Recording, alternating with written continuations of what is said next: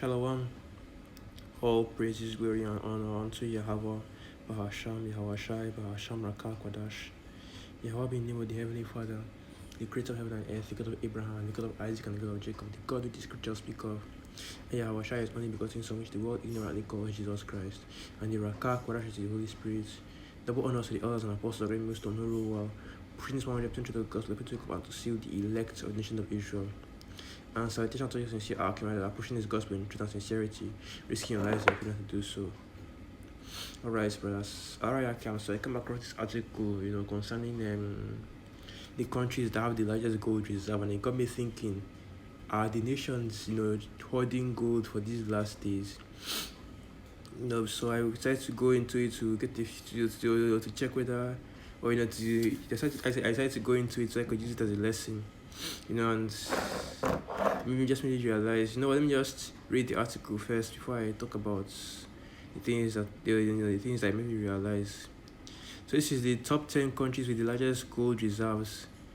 Beginning in 2010, central banks around the world turned from being net sellers of gold to net buyers of gold. In 2018, official sector activity rose 46% to 536 tons of purchases, the second highest level of demand this century, according to the GFMS Gold Survey. So basically, it's not nations that are actually buying this gold, but they are central banks. And we all know who those central banks are controlled by. In case you did not know, it was those elite Jewish banking families that we always tell you about: Rothschilds, Rockefellers, Belfleur, Oppenheimers.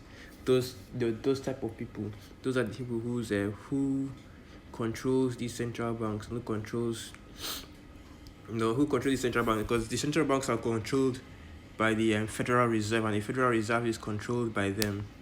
Alright, so that means that these gold that these nations are actually, buying and keeping in those banks indirectly belongs to these Jewish families. Alright, so I continue. The top 10 central banks with the largest gold reserves have remained mostly unchanged for the last few years. The United States holds the number one spot with over 8,000 tons of gold in its vaults, nearly as much as the next three countries combined. And you can clearly see that most of the nations that actually have the highest amount of gold reserves, most of them are 10-2 nations. You see United States, you see Germany, Italy, France, you see Russia, you see Netherlands. Like I said, the 10-2 nations, the nations that make up nations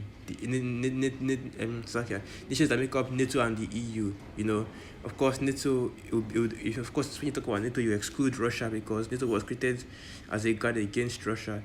But that's beside the point. That's not what we're going into right now. What we're going into is these gold reserves, basically how these elites, they are basically taking all the riches of this world, all the real riches, and they are kept it for themselves, which is why they have so much wealth, which is why they are able to amass so much wealth for themselves. Because if you go into the actual wealth of these families that I mentioned, the Rockefellers, especially the Rothschilds, the DuPont and the Oppenheimers, if you go into their actual wealth, it goes, the family wealth is over, it's almost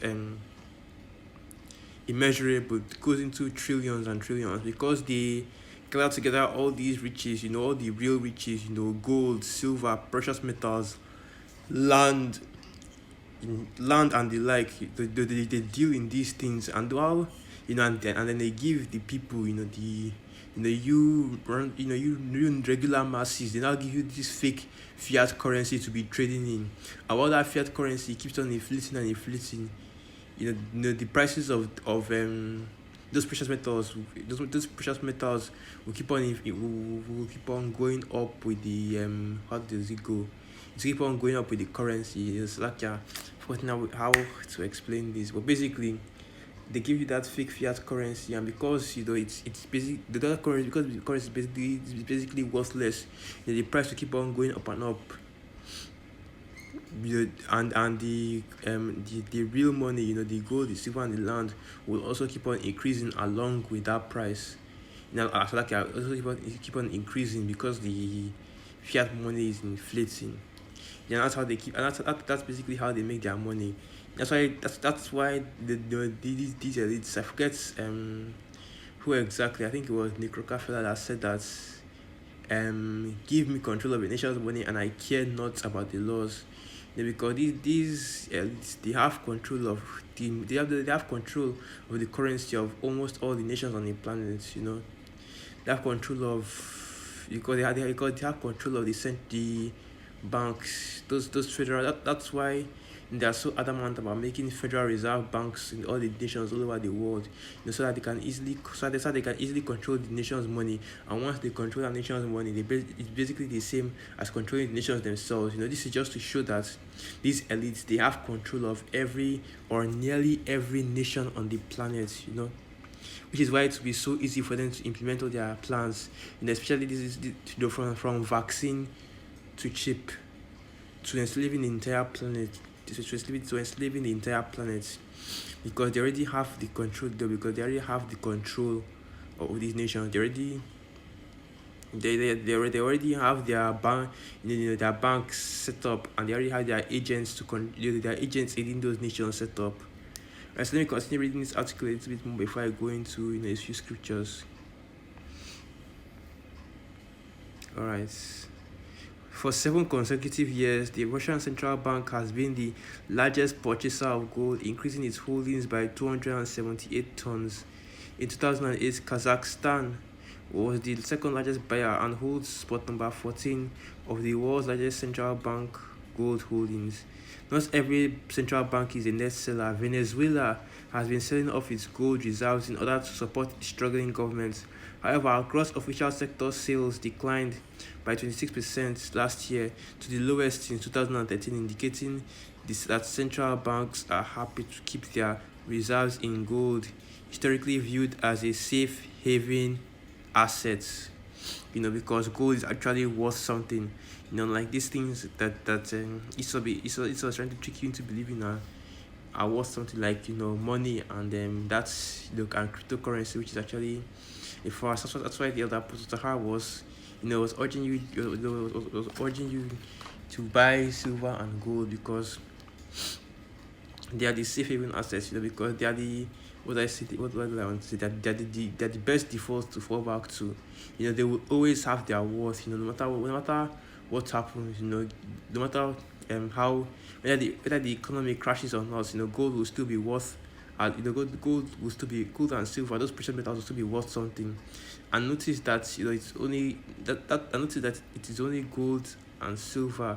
I know other precious metals which the scriptures speak of, because the scriptures never talk about diamond. And that's another thing. And the diamond industry, it fully displays Esau's wickedness. Esau's witchcraft in the left hand side at pure work, because diamond is not actually a precious or rare mineral. Basically anything that has carbon in it can be compressed into diamond. Diamond is about as the diamond is one of the easiest minerals to come by, but of course it's still indestructible. But basically what Esau does is he controls the diamond market to make it seem as though diamond is so rare and difficult to come by, without actuality anybody can even make diamond in their own homes, and they're using a process of using if they use if they configure a certain microwave a certain way. You brothers should look this up. Diamond is one of the diamond is one of the easiest minerals to come by, and it's probably even one of the easiest of these precious metals to produce. And it fully shows Esau's wickedness, man, deceiving the whole world into thinking that something like diamond is precious, when it's actually not even that rare. Alright, so let's get some precepts.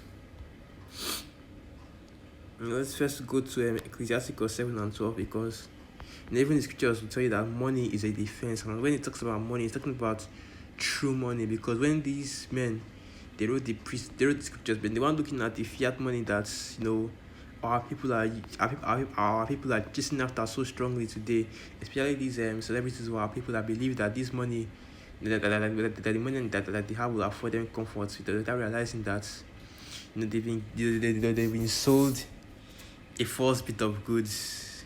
Now I think that's how the saying goes. So this is the book of Ecclesiastes chapter 7 verse 12.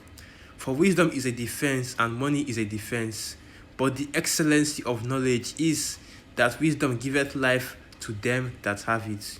That's the difference between wisdom, another difference between wisdom and money. Because at the end of the day, you know what the scriptures tell you: the love of money is the root of all evil, and they that have it are pierced with many sorrows. But you know, when you love wisdom and you seek after wisdom, that's the defense, and it gives you life. Because if you don't have this wisdom, you will not, like, for example, now, if you don't have this wisdom, you will still believe that this fiat currency is actually worth something. You still be living in the world thinking that that this money is never going to hyperinflate and it's never going to hyperinflate and crash. You wouldn't believe that.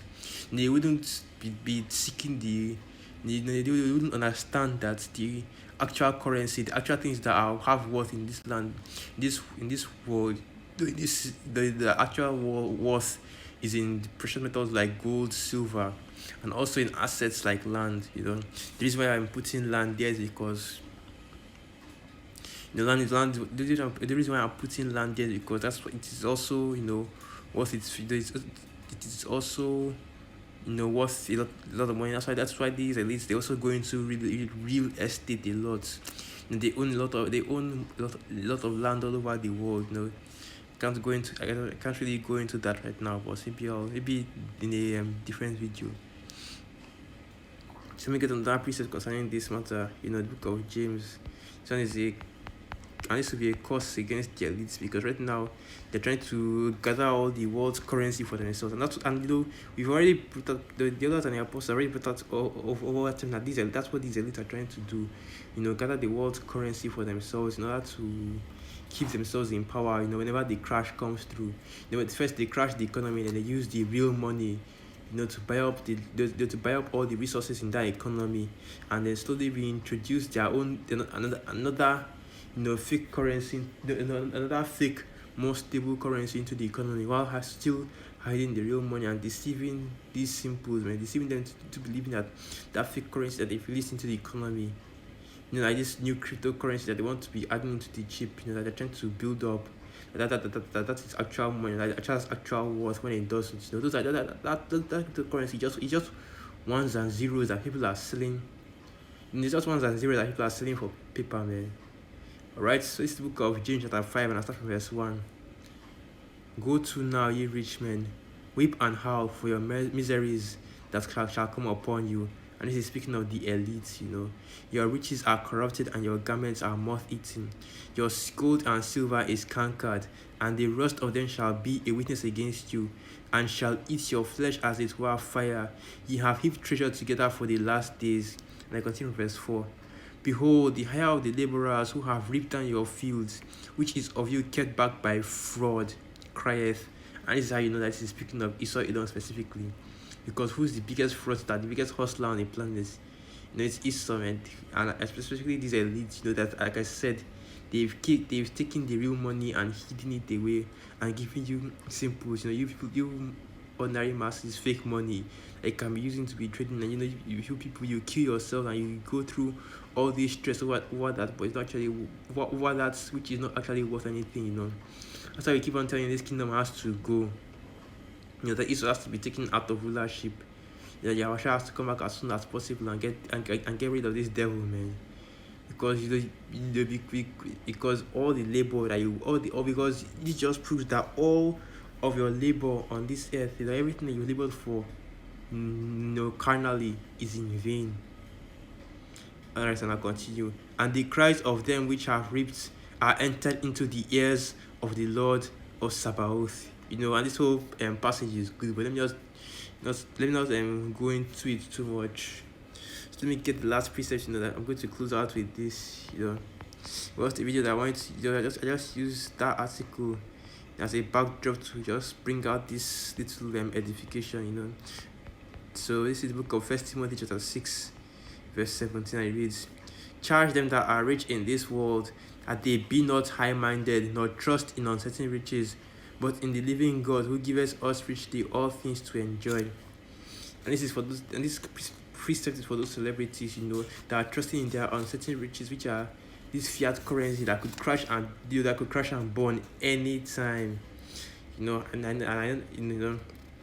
And who knows, maybe celebrities could have invested in a lot of, they could have invested by buying a lot of gold and silver, but that doesn't matter in retrospect, because these elites, they have that protection they have that protection, and they have the resources and the influence to defend the property that they have. But you Jakes, you don't in that you Jakes, you don't have that. And when that crash this crash, when this economy crashes, when all hell breaks loose, when shit hits the fan, and when Jacob struggle starts, you're going to be in you're going to be in deep shit. That's all that money that you have gathered up for yourself as a defense. All that comfort that you have gathered up, all the riches they have gathered up, it's going to turn and do you more harm than good. That's why. And I'm going back to Ecclesiastes 7:12. It says that wisdom, the difference between wisdom and riches, they told them about defenses, but the difference between wisdom and riches is that wisdom will actually allow you to live forever. And this is talking about the way this this knowledge, wisdom, and understanding, because the majority of our people, these two thirds, especially these celebrities, these unrepentant ones, they will die on this side. That pain by fire, and nuclear destruction. It has to be come back and be reborn in the kingdom. But the elite, the elect, the elite of Jacob. I wanted to say the elite instead of the elect, but anyway, the elect, will survive, will be saved. Our power, our shine will come and save us. And guess what?